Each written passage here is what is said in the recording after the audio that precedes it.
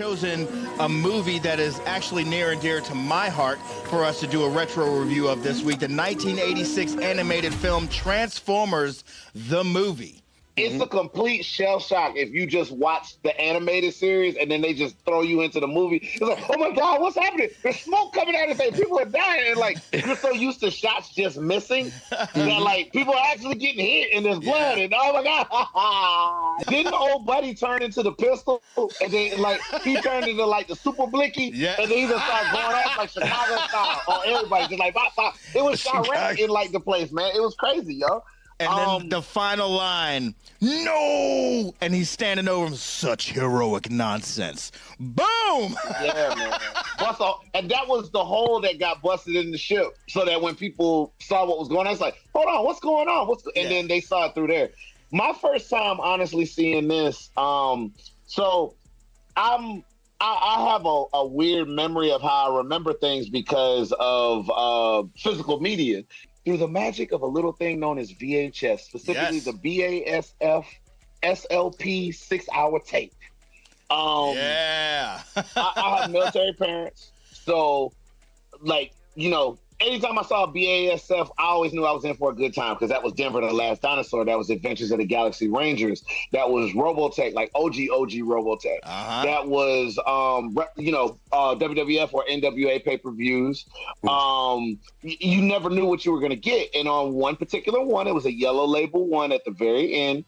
It had Transformers the movie on the end. And I guarantee you that's probably the most watched movie I've ever seen in my lifetime because I feel like I watch that movie every day. Sometimes I will watch it 3 times. A lot of it was because I'm addicted to the soundtrack. And that started my joy of being able to completely remember a scene from a movie just based off of the music that was playing in the background.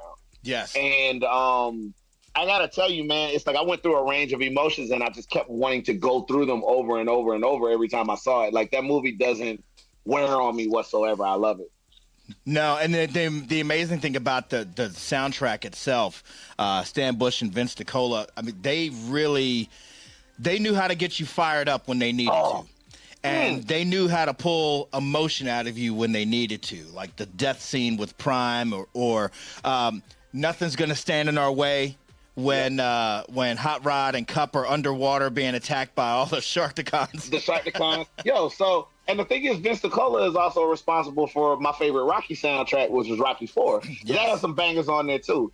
But, like, I mean, you can just go anywhere on this movie and you're going to wind up in something awesome. Like, you've got Unicron's theme. You have, the original Transformers theme, that's Lion. Yep. You've got Spectre General. I think with, what's good, Hunger? Did they do Hunger? Yes. Yes. So they did Hunger. I think it was the NRG is somewhere on there too.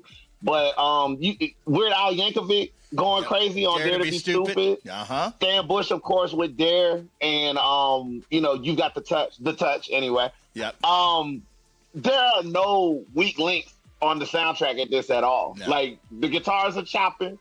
It's a wonderful thing. It's just a wonderful thing, man. I love it. And it's crazy because they pulled a lot from the TV show. The TV show cues and turned them into something completely different while adding original content, musical content to do the storytelling. So it did tie in the TV show as well. And I mean, you bring up a great point. The soundtrack really drove home, I guess you could say, the best parts of the film, as opposed to some of the plot points where they killed off our heroes, and they did it early in the movie. Like they wanted you to know we about business. Like they started off in the heat, dog, and like I can respect that. I can respect that. I'm not even mad at it as far as it goes. Like I was talking with my boy Murder One. That's one of my trainers in wrestling because we talk about pop culture all the time.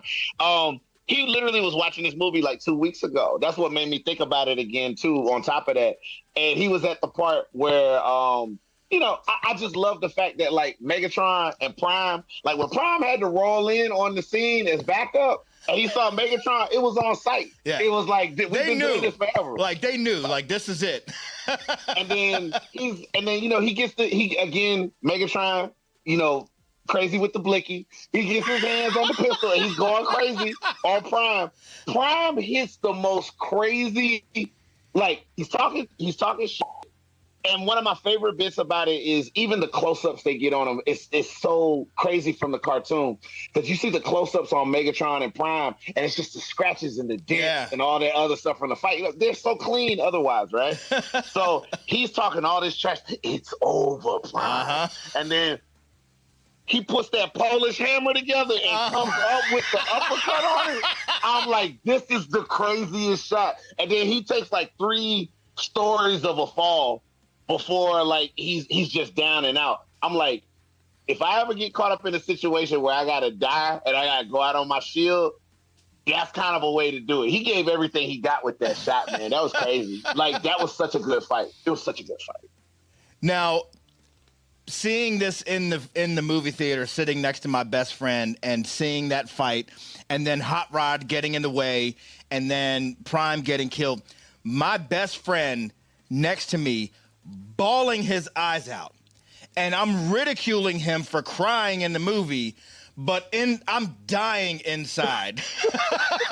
And it's like, maybe it'll be all right. Maybe it'll be all right. Then cut to the first surgery table you've ever seen in Transformers history. And Prime just laying there, chest all open and stuff like that. Yeah, and then it's like, Perceptor says, "I fear the wounds are fatal," and in my mind, I'm like, what does fatal mean? What does that mean? I don't know what that means, but you know it ain't good.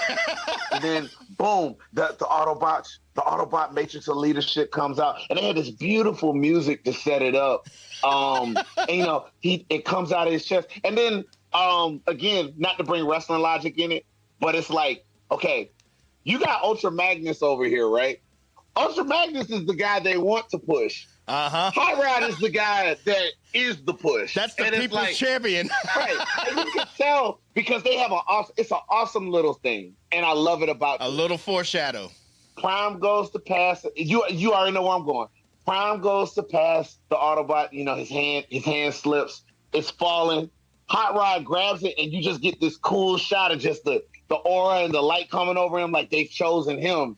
And then he makes the pass to Ultra Magnus, and it's just like, oh, okay, well, whatever. It don't even fit. If you check it, when he puts it in his chest, it don't even fit right when he first does it. He got to hit the adjust, and then it goes. It's like, you're not getting the push, bro. You might be a semi, but you're not getting the push, bro. It's not happening. It's not happening. That's the one right there, Hot Rod. That's the people's chant right there. You just said it.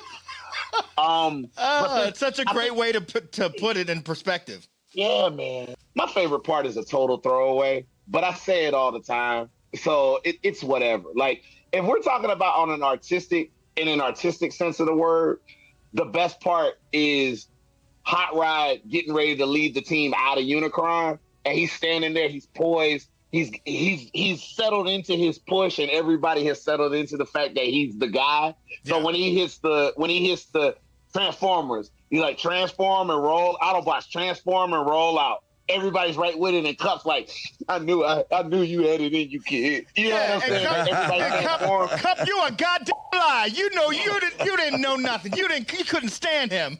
That's a big moment for Hot Rod. It's like nobody says that but Prime, and it's like, but they recognize it, they went with it, they rolled with it. Now the true part for me, if you ask me what my part is, I joke all the time. Again, this is a Murder joke.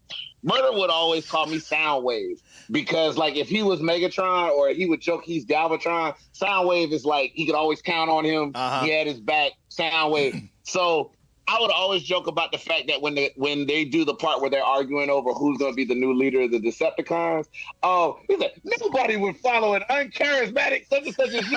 And then that one tape pop out. Hey, no, nobody calls Soundwave uncharismatic. Uncharismatic. And means it. And from with his whole chest and means it. Like, what's that trying to do about it? And then when they try to construct, he hits the pop. No way. Not having it.